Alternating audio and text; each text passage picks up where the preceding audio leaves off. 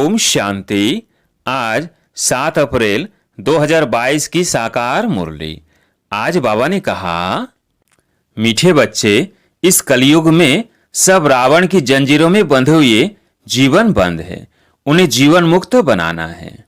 प्रश्न, कौन सा वर्षा आप ब्राह्मणों के साथ साथ सभी मनुष्य आत्माओं को भी मिलता है? उत्तर, जीवन मुक्त बनने का वर्षा सभी को मिलता है। तुम ब्रह्मा की औलाद ब्राह्मण बनते हो, इसलिए तुम्हें 21 जन्मों के लिए जीवन मुक्ति का वर्षा मिलता है। बाकी सबको अपने अपने धर्म में पहले पहले जीवन मुक्ति अर्थात सुख फिर दुख मिलता है। हर एक आधा समय सुख और आधा समय दुख भोगते हैं। बाकी हर एक स्वर के सुख नहीं भोग सकते। उसके लिए तो ब्राह्मण बनना पड़े, पाठशाला में शिक्षा लेनी पड़े, माया पर विजयी बनना पड़े। गीत है, मुखड़ा देख ले प्राणी। ओम शांति। यह किसने कहा? अपने दिल रूपी दर्पण में देखो कि कितने पाप है, कितने पुण्य हैं, अर्थात 5 विकारों पर कितनी जीत पहनी है। हम लायक बने हैं श्री नारायण को बनने, क्योंकि जीवन मुक्ति व स्वर के मालिक तो राजा रानी भी बनते हैं, प्रजा भी बनती है। तो दर्पण में अपने को देखना है कि माँ बाप जितनी सेवा हम कर सकते हैं, यह सिर्फ तुम ब्राह्मण ही जानते हो कि यह कलयुग है और सब जीवन बंद में हैं। एक भी जीवन मुक्ति में नहीं है। तुम भी जीवन बंद में थे। अभी जीवन मुक्ति पाने के लिए बाप पुरुषार्थ कराते हैं। बाप ने समझाया है, इस समय सब मनुष्य मात्र जीवन बंद में है, क्योंकि है ही कलयुग। रावण की जंजीरों में बंधे हुए हैं। कलयुग है जीवन बंद और सतयुग है जीवन मुक्त। राम राज्य में यथा राजा रानी तथा प्रजा सब जीवन मुक्त है। रावण राज्य में जीवन बंद है, यथा राजा रानी तथा प्रजा। इस समय सब मनुष्य मात्र जीवन बंद में है। तमो प्रधान दुखी है। अब सबको सतो प्रधान में जाना है। सतो प्रधान शुरू होता है सतयुग में। हर एक आत्मा को अपना अपना पाठ बजाना है।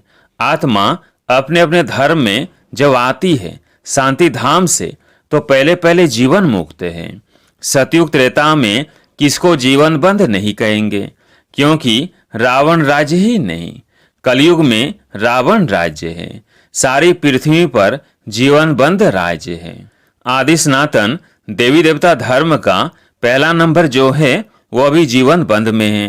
अब जीवन मुक्त बन रहा है। जीवन मुक्ति का अर्थ यह नहीं कि सभी सतयुग त्रेता में आ जाएंगे। नहीं, रावण के दुख से छुड़ाना, उसको ही जीवन मुक्ति कहा जाता है। मनुष्य को मुक्ति व जीवन मुक्ति दे नहीं सकते। मुक्ति अर्थात निर्वाण धाम में सबको बाप ही ले जाते हैं। पहले सब मुक्ति में जाएंगे, फिर जीवन मुक्ति में नंबरवार धर्म अनुसार आएंगे। ऐसे नहीं कि सतयुग में नहीं आते तो जीवन मुक्त नहीं कहला सकते। पहले पहले जो भी आते हैं अपने धर्म में, वो जीवन मुक्ति में है।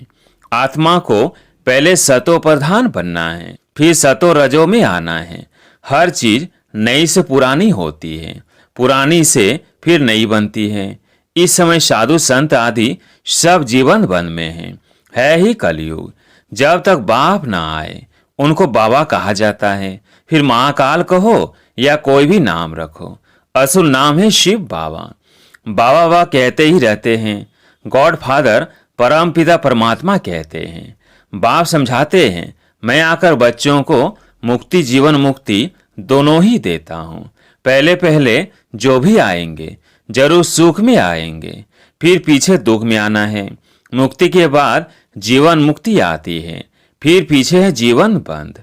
पहले पहले जरूर सुख में आना है। बाप सभी को सुख का वर्षा देते हैं। फिर कोई का एक जन्म भी सुख का होगा। आया, थोड़ा सुख पाया और मरा। उनका ड्रामा में इतना ही पाठ है। वृद्धि तो मनुष्यों की होती ही रहती है। अब तक आते ही रहते हैं, जाते रहने वाले तो नहीं हैं। विनाश सामने खड़ा है। जो नए आएंगे फिर भल कलयुग में आए, परंतु आते ही दुख नहीं भोगेंगे। जरूर उनका कहाँ अच्छा ही मान होगा। मुक्ति धाम से हमेशा पहले जीवन मुक्ति में जाना होता है। माया के बंधन से मुक्त हो पहले सुख में उतरेंगे, फिर दुख में आएंगे। इस समय सब जर्जरीभूत अवस्था को पाए हुए हैं। अपना सुख और दुख का पाठ बजाए सब मुक्ति और जीवन मुक्ति धाम में आएंगे। मुक्ति है ही वाया, जाएंगे फिर आएंगे जरूर।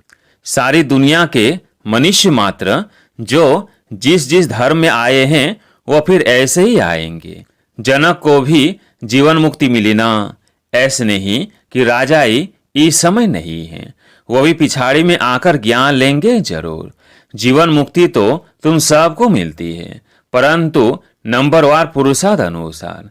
और जो सब धर्म हैं उनके लिए फिर कहेंगे नंबरवार पुरुषार्थ अनुसार और धर्म अनुसार। जो भी देवी देवता धर्म वाले और धर्मों में चले गए हैं वो सब निकल आएंगे। सबको वापिस आना है, पहले ब्राह्मण बनना है। यूं ब्रह्मा की औलाद तो सब है, परंतु ब्राह्मण सब नहीं बनेंगे। जो ब्राह्मण बनते हैं उन्हों के लिए 21 जन्म जीवन मुक्त कहा जाता है। राजगद्दी पर बैठते हैं तो राजयोग सीखना पड़े, यह पाठशाला है। पाठशाला में शिक्षा लेनी पड़े। कायदे भी बहुत हैं। एक बार लक्ष्य मिल गया फिर विलायत में भी रहकर पढ़ सकते हैं। बरोबर हम शिव बाबा के बच्चे हैं।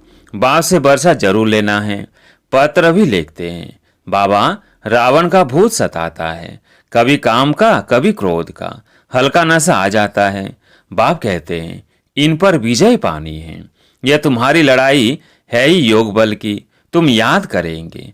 माया तुम्हारा बुद्धि योग तोड़ देगी। तो बाबा ने समझाया है जीवन मुक्ति सबको मिलनी है। इसका मतलब यह नहीं है कि सब स्वर्ग में आएंगे। सभी चाहते हैं हमको मुक्ति चाहिए।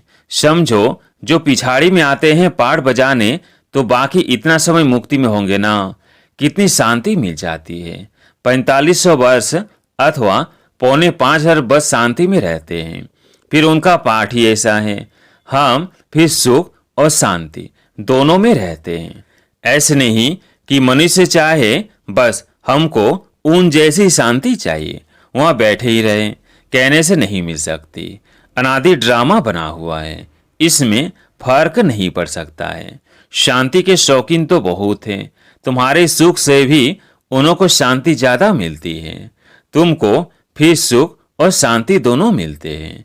यहाँ सुख है अल्पकाल का, शांति तो यहाँ होती नहीं। दुख धाम है ना, बाकी जंगल में जाकर बैठ जाना वो कोई शांति थोड़ी है। अगर वहाँ शांति है फिर तो वहीं बैठे रहे। फिर शहर में आकर इतने फ्लैट आदि क्यों बनाते हैं? वहाँ सतयुग में तो शांति ही शांति है। बल पिछाड़ी में जो आते हैं वो समझते हैं ये अशांति ही अशांति है। उन्हों को तो शांति है, दूसरों को अशांति में समझते हैं। यह बातें बड़ी समझने की है। जीवन मुक्ति मिलती सबको है। 21 जन्म तुम राज्य करते हो तो दूसरे देरी से आते हैं, वो ऊपर शांति में रहते हैं। कोई सतयुग में अथवा त्रेता में पीछे आते हैं तो भी हैं तो शांति धाम में ना, वहाँ कोई दुख नहीं है। फिर नंबरवार आएंगे, हिसाब किताब भी है ना। मनुष्य समझते हैं कि साइंस बड़ी तीखी है। हम कहते हैं हमारी साइलेंस सबसे तीखी है। बाबा की याद से ही ताकत मिलती है। वह साइंस की ताकत से ऊपर चंद्रमा में जाने का पुरुषार्थ करते हैं। तुम तो 1 सेकंड में सूर्य चांद से भी ऊपर चले जाते हो। मूल वतन सूक्ष्म वतन से ऊपर तो कुछ है नहीं। सूर्य चांद से मूल वतन सूक्ष्म वतन बहुत दूर है, किसको मालूम नहीं पड़ सकता। यह है सब डिटेल की बात है। सूर्यवंशी राजा रानी बनने की तकदीर नहीं है तो कुछ समझ नहीं सकते हैं, न किसको समझा सकते हैं। कोई ऐसे कह न सके कि मुक्ति जीवन मुक्ति का ज्ञान मेरे में है। जनक का मिसाल, सभी को जेल में डाल दिया। इस समय रावण ने सबको जेल में डाल दिया है। राम आकर सबको छुड़ाते हैं। बाप द्वारा तुम निमित्त बने हो सबको रावण के चंबे से छुड़ाकर जीवन मुक्त बनाने के लिए।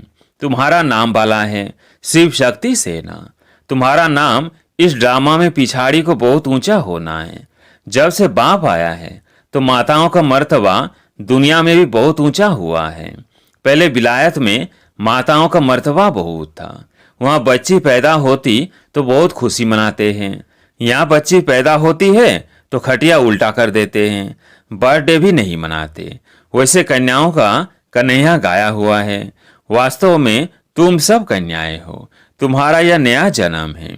बाकी पढ़ाई में नंबर वार है। आत्मा छोटी बड़ी नहीं होती है, शरीर छोटा बड़ा होता है। कोई झट समझ जाते हैं, किसकी तकदीर में नहीं है तो समझ नहीं सकते हैं। जीवन मुक्ति और जीवन बंद यह दोनों इस स्थूल वतन की ही बात है।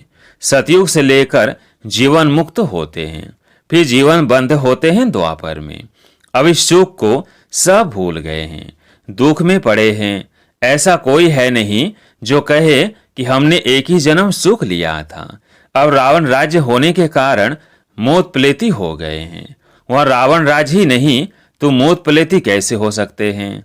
गाया भी जाता है योग बल भोग बल। वहाँ योग बल से बच्चे पैदा होते हैं। तुम रस्म को जानते हो, दूसरों की तो बात ही नहीं।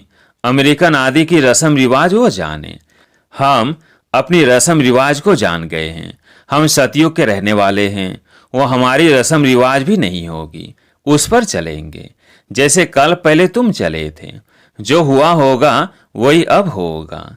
बच्चे ध्यान में जाकर रस्म रिवाज देख कर आते हैं, परंतु फिर भी ऊंच पद पाने का पुरुषार्थ करना है।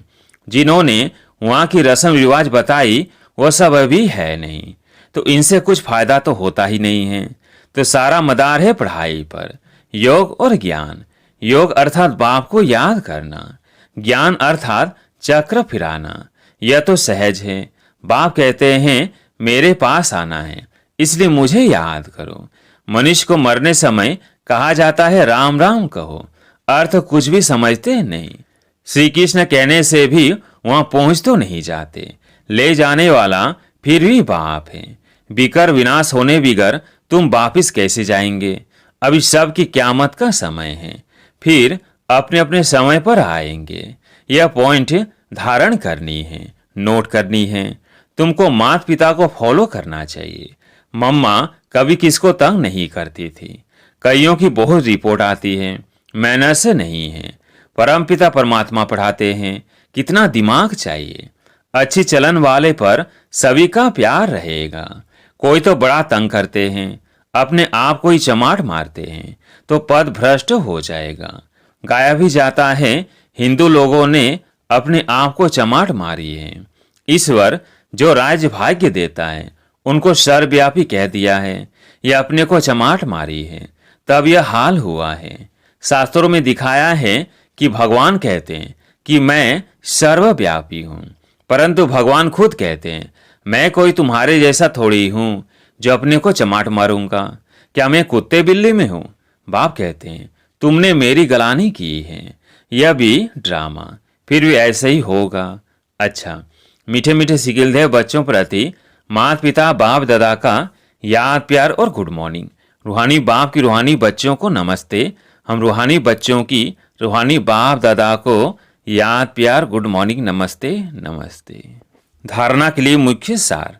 पहला पॉइंट, कोई भी उल्टी चलन नहीं चलनी है, अच्छे गुण धारण करने हैं, माता पिता को फॉलो करना है।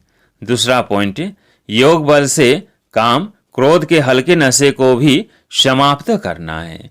निमित्त बन सबको रावण की जंजीरों से छुड़ाने की सेवा करनी है। आज प्यारे मीठे बाबा का वरदान, क्या क्यों ऐसे और वैसे के सभी प्रश्नों से पार रहने वाले सदा प्रसन्नचित भव। क्या क्यों ऐसे और वैसे के सभी प्रश्नों से पार रहने वाले सदा प्रसन्नचित भव।